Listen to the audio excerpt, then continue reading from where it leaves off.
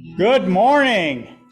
This is the Fellowship of Spirit Zoom meeting and church service coming to you from Farmington, New Mexico.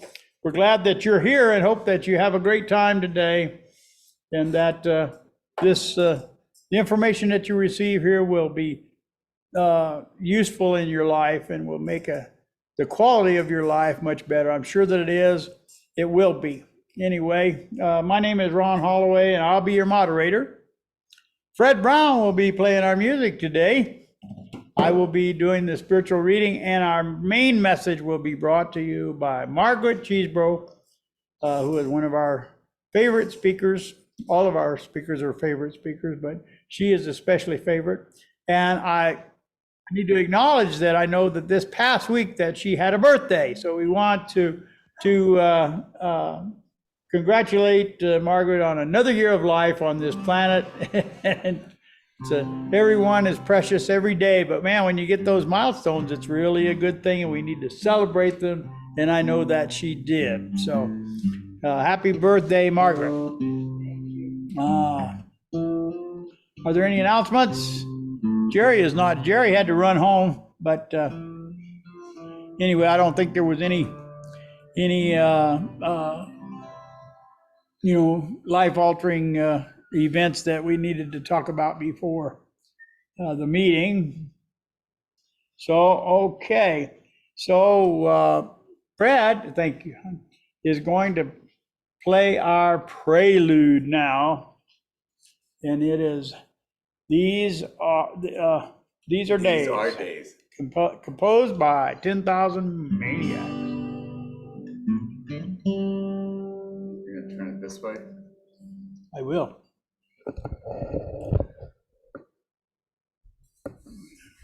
Uh-oh. There we go. There's Fred.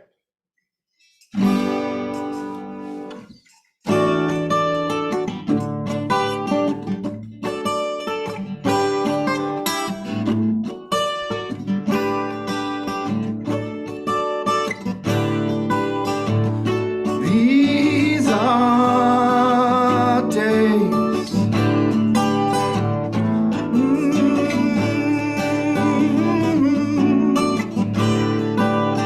These are the days.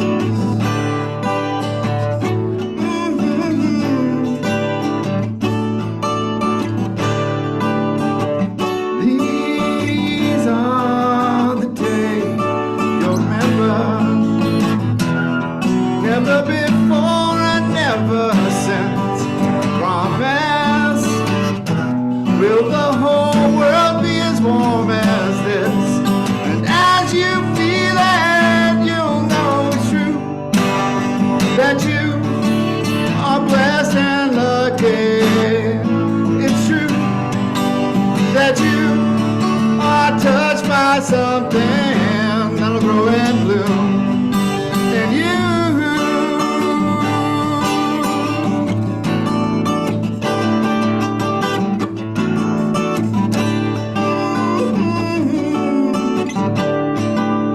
These are the days that you'll remember, when May is rushing over you with desire to be part of the miracles you see.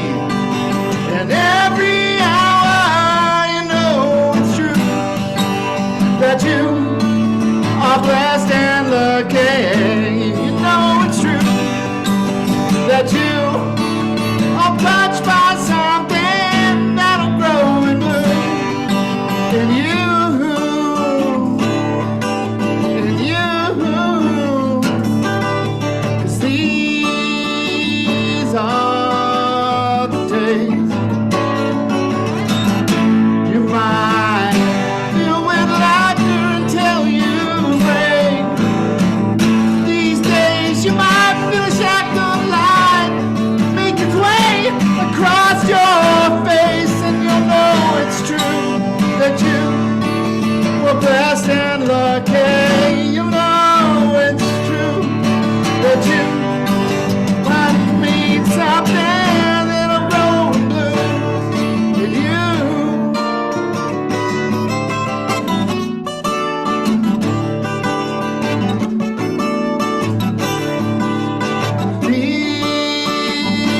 These are the days you'll remember. Never before and never since. I promise we'll be home where feels warm as this. And as you feel it, you'll know it's true that you are blessed and lucky. You know it's true that you are touched by something that'll grow and bloom. And you, 'cause these are the days. These are the days, performed by our brother Fred Brown. Thank you, Fred. It was really good. Would someone like to give an opening prayer? Shay, would you like to pray for us?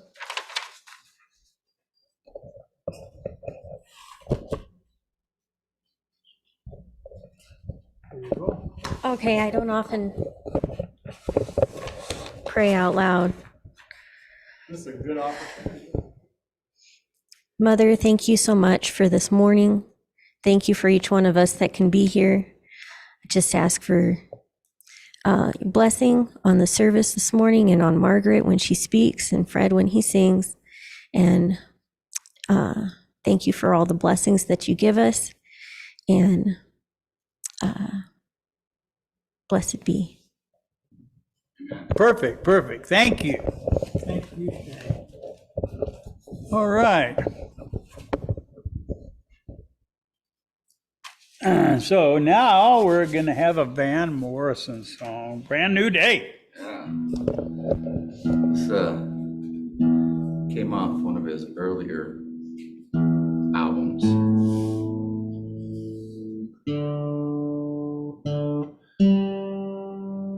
Title track to which was Moondance. I'm sure if you know Van Morrison, you might know what Moondance is, right? It's a marvelous night for a moon dance. So, came off of that album. This was in, I think, 69.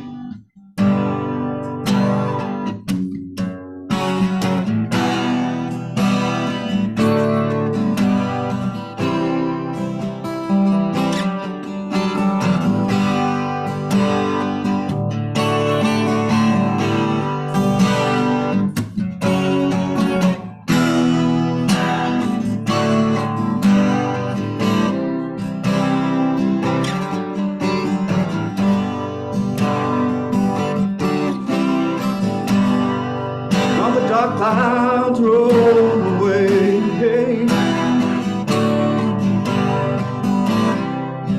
See my freedom across the way. And it comes right in on time.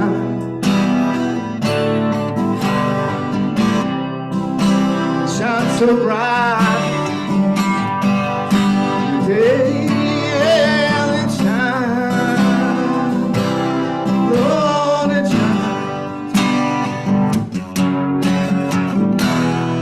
Yes, it shines so bright, gives so much light.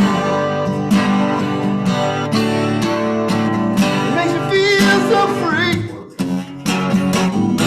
feels like me. Oh. And it shines my life with light. And it seems like it's your turn. Seems like, and it feels like, and it seems like, yes, it feels like a brand new day.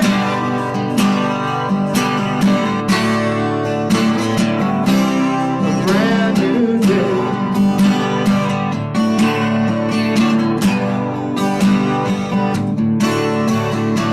I was lost, double crossed, my hands behind my back. I was hog-tied, thrown in the dirt.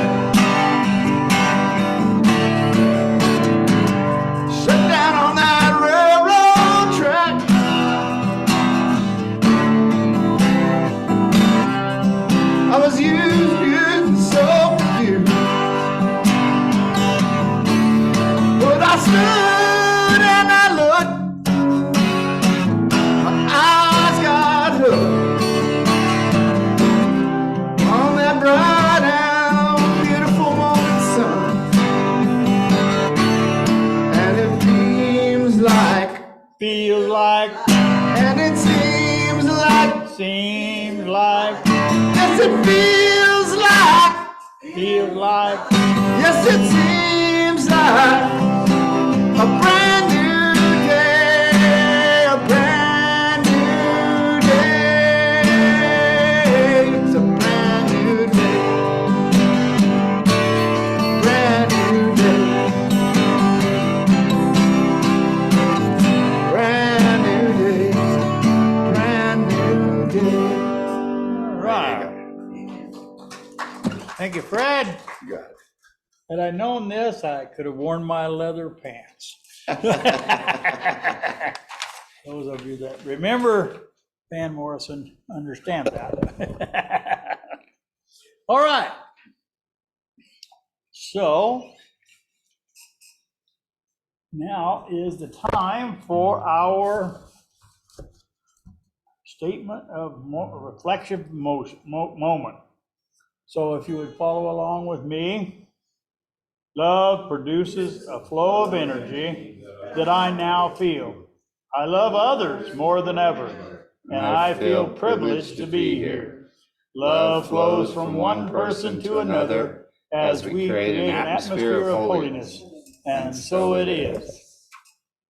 You know, that's what we do every time. We try to create sacred space with our words and our building and our music and all that. We're here to make a sacred space so that we can be together in that space. Today, I'm going to read from Conversations with God.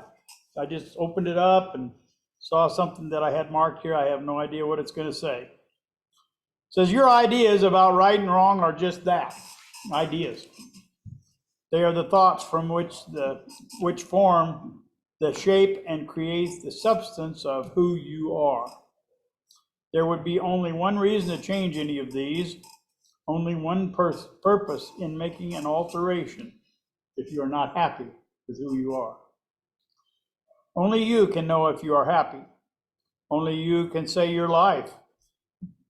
Say of your life, this is my creation, Son, in which I am well pleased. If your values serve you, hold on to them, argue for them, fight to defend them, yet seek to fight in a way which harms no one. Harm is not a necessary ingredient in healing. So it's pretty good. All right. So now we have one more song. Omaha, composed by the Counting Crows and performed by Fred Brown. It kind of fits within that. It's about, it's a lot of metaphors for the art and music group.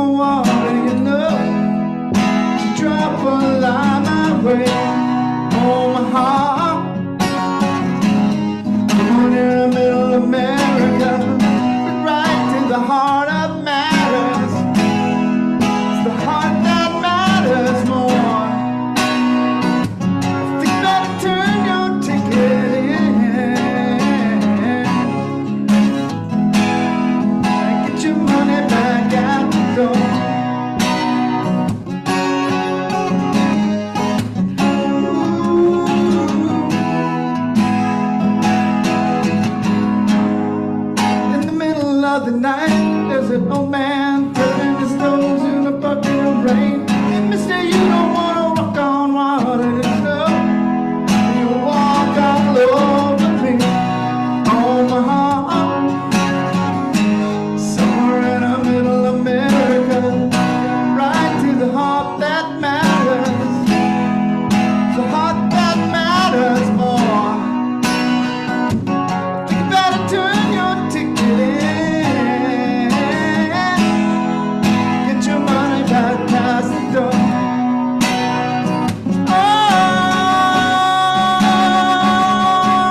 it's Omaha. Start running the banner down, drop past the color and come through the summer rain. Start turning the girl into the ground, rolling the leaf over.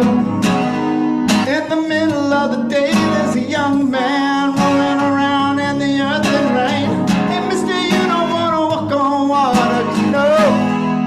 You're gonna walk all over me, Omaha.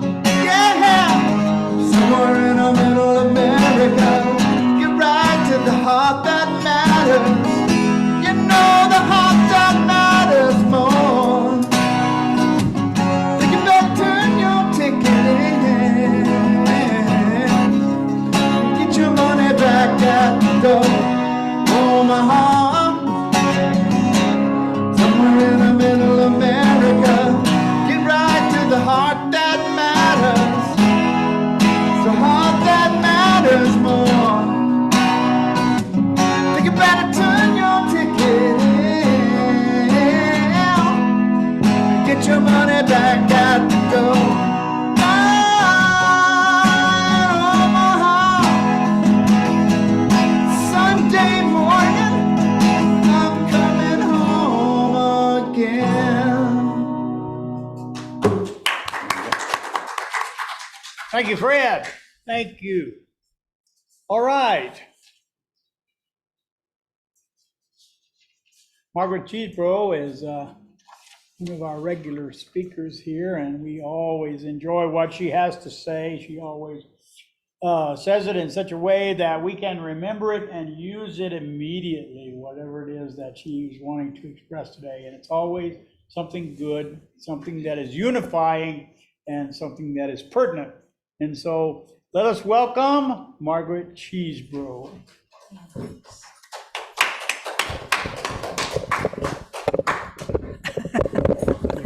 Thank you, Ron. I just know people on Zoom can hear it better when it's closer to me. There you go. There, thank you. Okay, last fall, there was a neighbor right next door to me who was remodeling her kitchen. And in the process of remodeling, she threw out these drawers right next to her garbage cart. And they were really sturdy, good drawers. And I thought, boy, that's a shame to throw those away. So when I asked, she told me that I could have them. So they sat in my garage until just this month when I felt ready to tackle building a cabinet for them. So as I thought about the project, I realized I needed to measure the drawers and then map out on graph paper exactly how I planned to build that cabinet. It made me think that life is like building a cabinet. First, you have to plan for whatever project or task you want to accomplish. Then you have to gather the materials.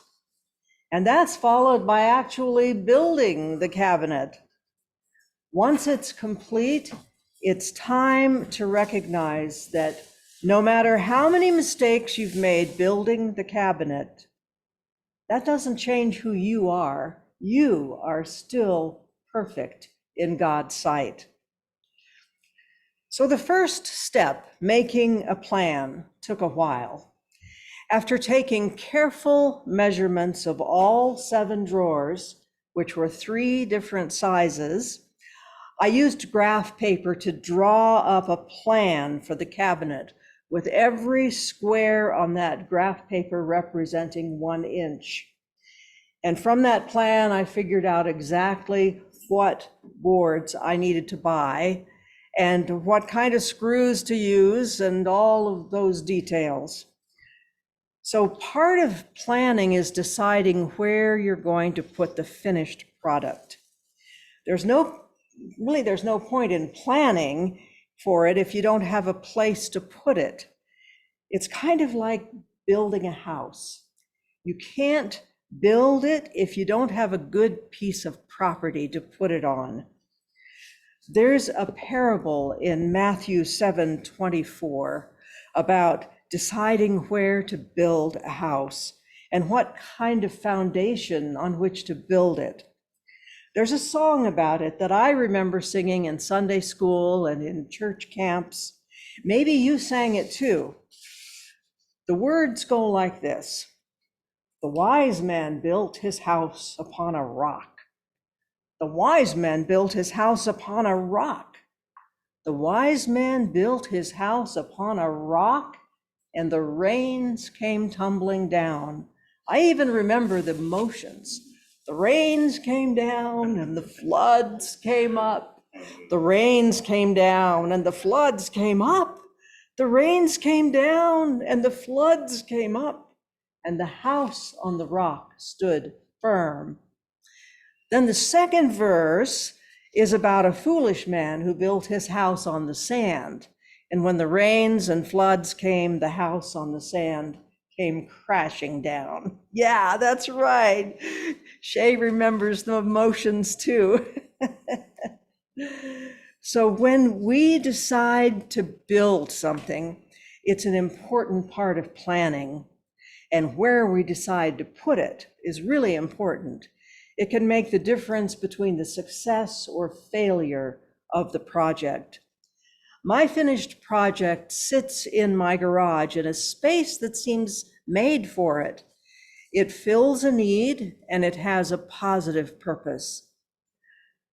Sometimes it's easy for us to give up when difficulties present themselves. Sometimes something will cost too much, or it will just take too much effort to do it, more than we ever thought. Or we just lose interest because we realize we just bit off more than we could chew.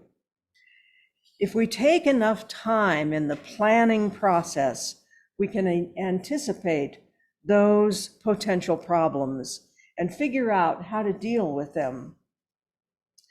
Once I'd made the plans, then I gathered the materials.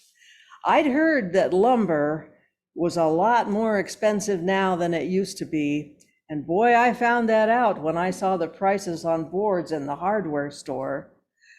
A few years ago, I could have built that cabinet for less than half of what it cost me to build today. But the image of my finished cabinet was glowing in my mind. I'd spent so much time planning it that I wasn't going to back out now. So gathering the materials can be tricky. I have a Ford Fusion, not a really big car, kind of a mid-size. And that's the car I had to fit the materials in once I bought them. So I couldn't buy anything that was longer than 6 feet. So it took a lot of maneuvering to get 10 1x12, 6 feet long into my car. So I angled them from the back seat on the driver's side into the reclined passenger seat in the front. And every time I added a board, I wondered if there would be room for the next one. Finally, the last board fit with no room to spare. Later, I realized I hadn't bought some 1x2s that I needed for the project. So I have a pile of wood in my garage, saved from other building projects over the last 5 years. So I found some substitute pieces I needed in that pile. That was really made me feel good. So when I was in the process of selling the house where I used to live north of Aztec, I had a huge pile of leftover lumber from projects of my husband's and some of mine over the last 40 years. So I sold them all at a yard sale before I moved. A man bought most of them because he and his grandson like to build birdhouses together. I think they must have filled an entire store with all the birdhouses they made from the wood that he got from me. So I've been in my new house a little over 5 years, and I've managed to build up a collection of wood from projects at this house too. I try to be wise in what I keep, so I've designated just a small corner of the garage for the wood collection. That helps me from saving too much, because there's a fine line between saving wisely and hoarding. So keeping some of that wood is important. Part of gathering the materials means that I make sure to keep a stockpile of materials to draw from as needed for whatever the next project may be. Sometimes it seems like a little miracle when I find something in that lumber pile that's exactly what I need for the project at hand. A Course in Miracles tells us that we are entitled to miracles. Lesson 77 in the workbook for students talks about that. It says, you are entitled to miracles because of what you are. You will receive miracles because of who God is. Your claim to miracles does not lie in your illusions about yourself. It is ensured in your creation and guaranteed by the laws of God. Part of gathering the materials means that we are helping to create the potential for a miracle down the road when we need it. The supplies we need are available, and when we find them among our stockpile, it reminds us that miracles are possible. Actually, building the cabinet took a lot of energy. I forget that as I get older, I don't have as much energy as I used to have. So what didn't take much effort 30 years ago now is harder to do. I had to sit down for a few minutes every now and then to build up the energy I needed to keep building the cabinet. I learned to take those breaks without getting upset with myself for not being as full of vigor as I used to be. Listening to my body and taking a break when I needed it was an important part of building the cabinet. After I cut the boards, sometimes I needed to shave off 1/4 of an inch from the end of one board to make it fit. Some people are amazingly good at wielding a saw. I can do it, but the results don't always look perfectly straight. I learned to remind myself that if I did the best I could, the cabinet could still be built, it could still be completed, even if there was a little space between some boards that I hadn't planned to be there. So part of building the cabinet is accepting our limitations and recognizing that even if our efforts are not on the master carpenter level, they're good enough. We can still accomplish what we set out to do. At one point, I ran out of screws in a box that I thought held more than enough screws to finish the project. So I had to rummage through shelves where I kept several boxes of screws until I found a box that would work. So they weren't exactly the same as the ones I'd been using, but they worked just fine. They were different colors too, but when I painted over it, it didn't really matter. So that's part of building a cabinet, making adjustments for whatever comes up. Life is like that too. We may think everything is going just fine until we hit a snag. We run out of supplies, the money dwindles, a catastrophe happens, or our energy ebbs enough that we can't finish the task on time. Instead of getting discouraged, we can make alternative plans and still finish the project. The last part of recognizing that life is like building a cabinet can be the hardest. That's the part of recognizing that we're still perfect in God's sight. Once we finish the cabinet, the mistakes we've made jump out at us. It's easy to get so critical of our own efforts that we forget we've actually completed the cabinet. And it's useful, even though it might not win any awards. There's a funny thing about planning, at least for me. As I make the plans, I have in my mind the image of what that finished cabinet will look like. I know from past experience that my cabinet making is very elementary, nothing fancy, just the bare basics. Though I recognize the limitations of my carpentry skills, I always imagine something that looks a little better than the finished product.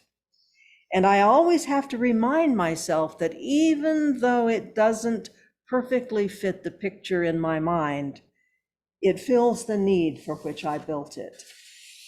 But first, we have to recognize our worth, even if the finished cabinet isn't quite as good as we hoped it would be.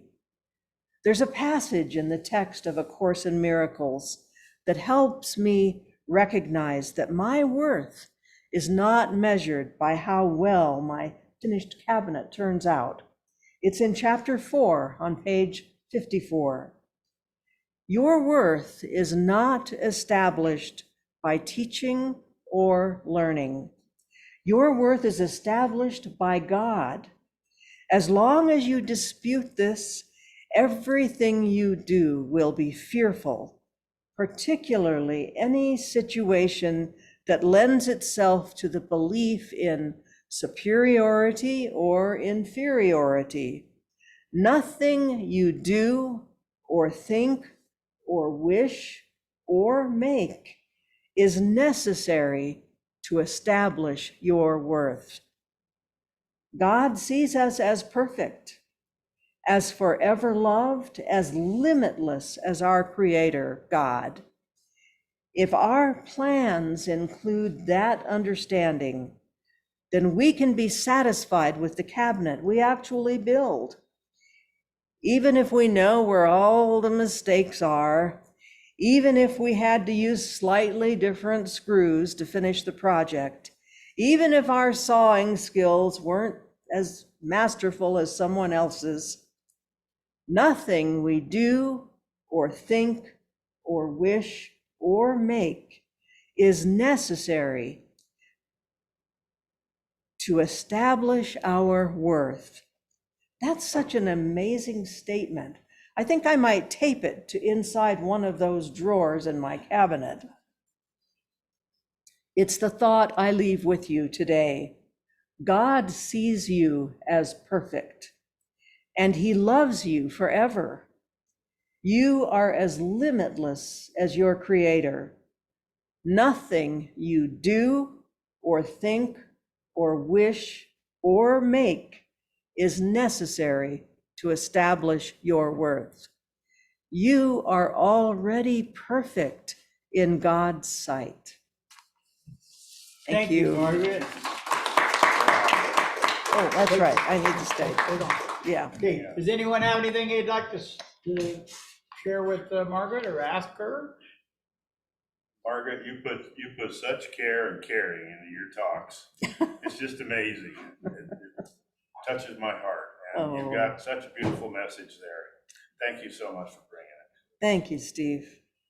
Margaret, it's always that ego that is pointing out those imperfections in the cabinet, pointing out the imperfections in our life. If we can turn off that voice of the ego and let God just accept us as we are, that He will. And it's so much better. You are so right. Thank you, Bill. Margaret, I have a project that I've been putting off because I was afraid it wouldn't turn out right. Yeah. So your words have just inspired me to go home, make a plan, and get this done. Oh, great. Good. Remember that God does not make junk. That's right. Margaret, a lot of what you said about the planning and the making of your project reminded Sue and I both of these stained glass projects. The graph paper and the planning and the picking out of the parts and the stuff and shaving off an inch here and there. In glass, it was smaller than an inch, but still making it fit. Those of you who are on Zoom, you can't see the beautiful, beautiful stained glass that Jerry and Sue made in their stained glass classes. And they are intricate. And you can see how much planning and shaving off pieces to make it fit it took. And make them artistic because they are beautiful.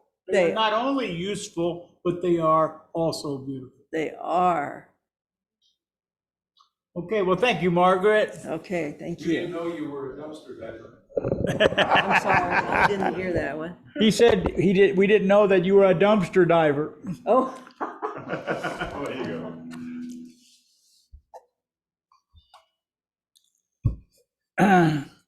Actually, she is a connoisseur of discarded materials. That's a whole different way to say dumpster diver. So anyway, it's a great, thank you, Margaret.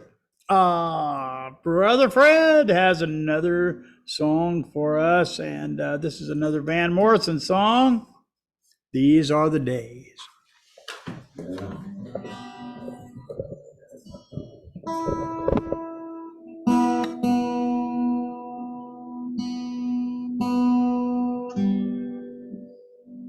First, the tuning song.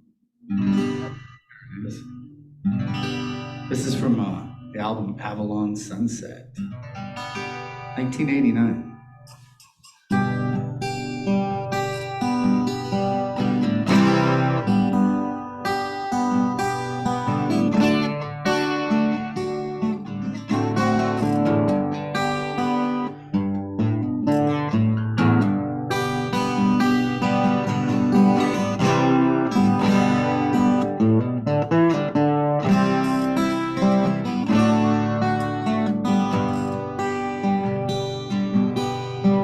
These are the days of the endless summer.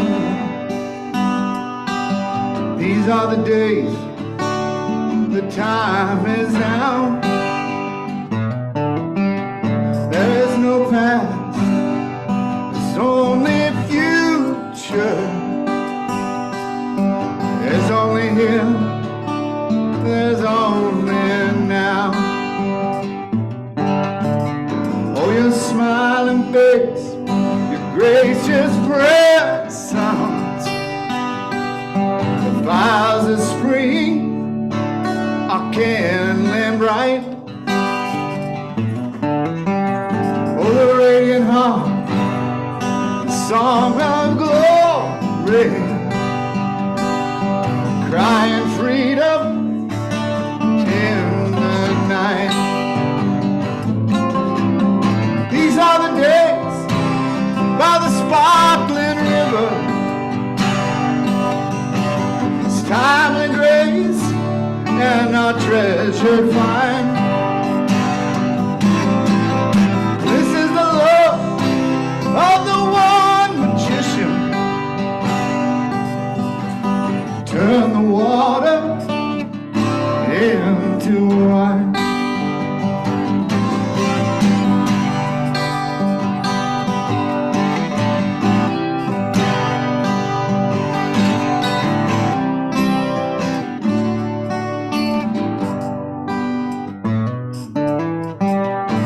These are the days of the endless dancing, those long walks on a beautiful summer's night.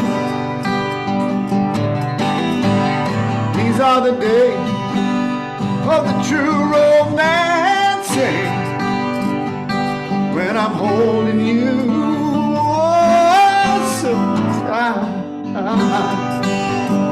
Listen, these are the days by that sparkling river, with this timely grace and our treasure to find. This is the love of the one great magician, turn the water into wine. These are the days that we must savor, we must enjoy as we can. These are the days that will last forever. Got to hold them in your heart forevermore. Na na na na. Na na na na na na na na na na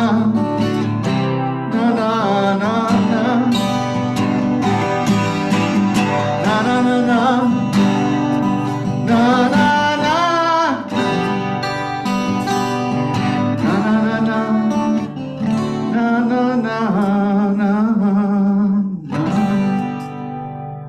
All right, thank you, Fred. Thank you, Steve. We've now shared with you all of the stained glass that we had. Steve went around and took pictures, and so we were able to put them on a split screen. That's why I didn't turn it to the split screen until you'd already gotten those too. That's I why. understand that. Yeah. So anyway, thank you very much. Ron? Yes. Thank you. That was so exquisitely beautiful. Jerry, Sue, oh God, you guys are fantastic. Thank you. Thank you. All right. So we now will observe our celebration of abundance.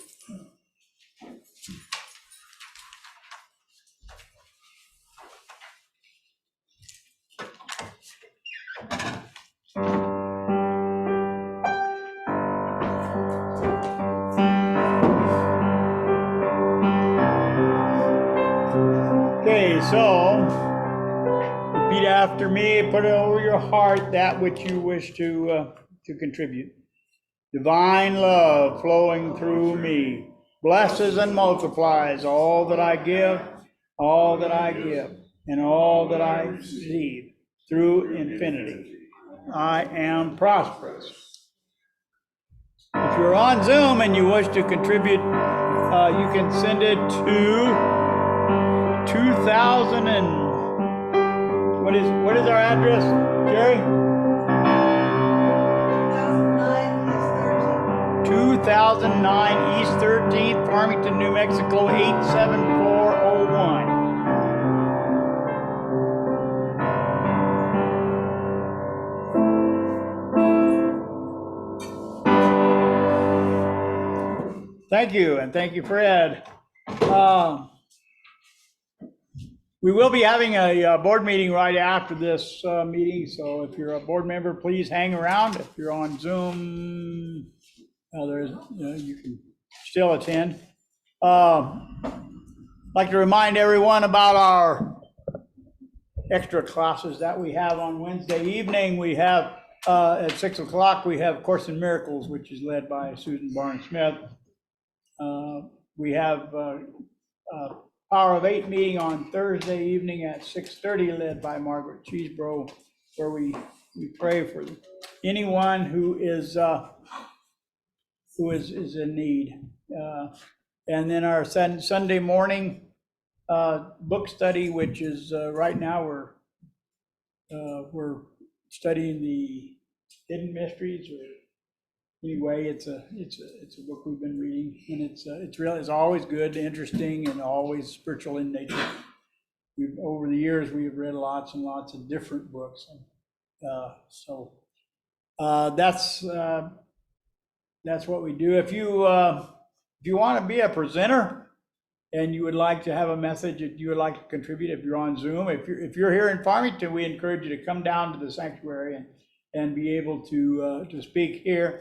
If you are on Zoom and you live far away and it's hard to get here, like from Belize or something, you have to take a jet and a plane and a burro, and I don't know what all you got to have to get here, but it would be difficult. So we still want to hear what you have to say. And so we would just get in touch with Jerry Lord, and she will make sure that you be put in our rotation of speakers.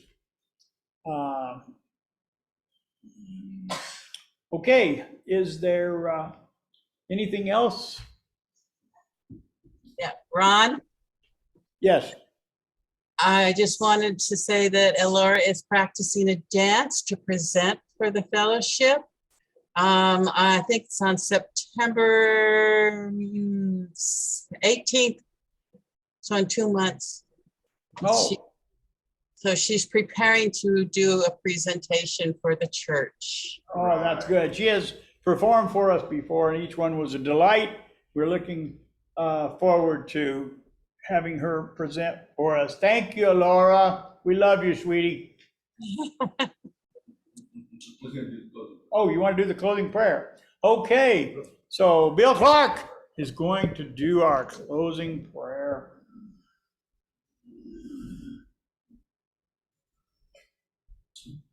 This fell into my hands out of one of the blue binders with all the songbooks. Invocation to a higher consciousness. I call forth into my innermost center of my mind, nature's intelligence, universal mind, the God of my being, to release all negativity from the week just past and throughout my life. I open myself as I start this new week to the inner light of peace, power, and intuitive wisdom, as well as the creativity, healing, and revitalization through my entire being as a positive statement of my soul's eternal oneness with the creative power of the Father, Mother, God of universal presence within me. And so it is. So it is. Thank you, Bill. All right, so we will circle up and sing some songs.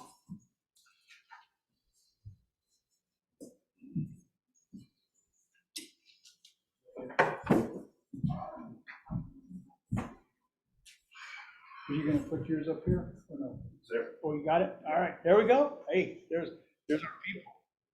What people? We have people who will soon be assembled into a circle.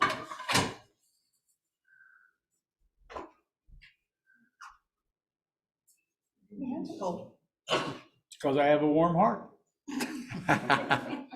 God bless America.